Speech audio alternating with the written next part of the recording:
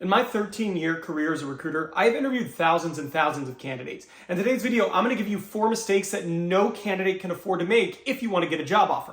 Let's go.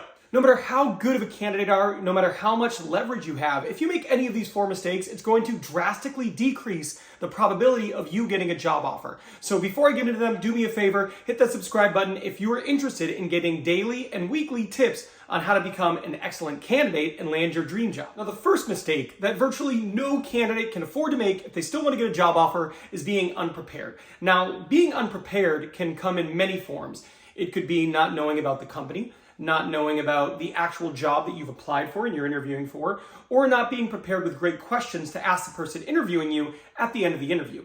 When I was a corporate recruiter, the first question I was always asked people is, what do you know about my company? And I did that in part because I wanted to set the stage and get a grasp of how much they knew and how much research they did going into the interview. If you don't have a great answer for that, that could be a problem. Additionally, you want to be really well versed in the job description and responsibilities so you can speak to your alignment and how your strengths really match up with what they're going to need this person to do.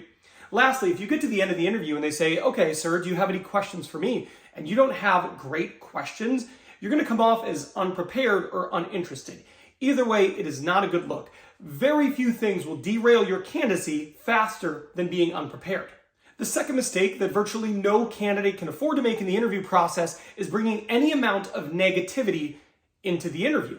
Now, some people out there are probably saying, well, Ben, I was just telling the truth. I did have a bad boss. It was a bad, toxic culture. Totally, I get that and I understand. However, any amount of it doesn't really serve you. If you're in an interview and you're talking negatively about where you've come from, where you've worked, prior bosses, there's going to be a certain amount of bosses that look at that and assume you may be the difficult one.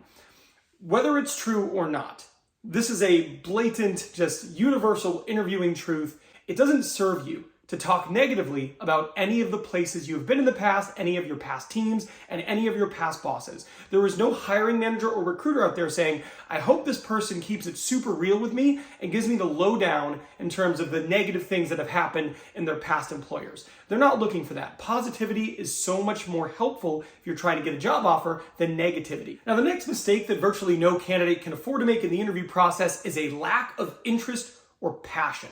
A lot of people say to me, Ben, well, I don't want to be passionate, or I shouldn't need to be passionate about a job. I'm here to do a job, get a paycheck. And to those people, I always say the same thing. Yeah, that is absolutely true. And I totally get it. But you also have to understand that no hiring manager goes into an interview thinking, well, I hope this person isn't inspired by the job at all and is only doing it for a paycheck.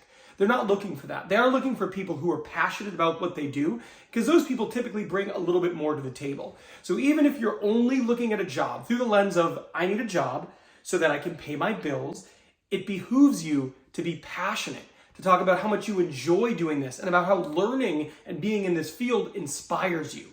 People buy passion. They don't buy disinterest. So if you go into an interview thinking this is just about a paycheck for me, and you kind of put that on display, you put yourself at a significant disadvantage to that hiring manager. The last mistake that no candidate can afford to make in the interview process is failing to sell yourself. So many people go in and they go, yeah, I'm qualified and I'll answer the questions and that should be good enough.